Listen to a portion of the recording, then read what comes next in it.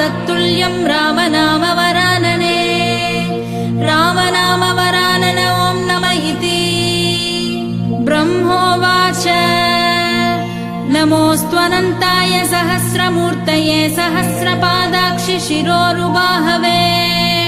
सहस्रनाम्ने पुरुषाय शाश्वते सहस्रकोटियुगधारिणे नमः सहस्रकोटियुगधारिणे नमः ॐ नमः इति सञ्जय उवाच यत्र योगेश्वरः कृष्णो यत्र पार्थो धनुर्धरः तत्र श्रीर्विजयोर्भूतिर्ध्रुवा नीतिर्मतिर्मम श्रीभगवानुवाच अनन्याश्चिन्तयन्तो मां ये जना पर्युपासते तेषां नित्याभियुक्तानां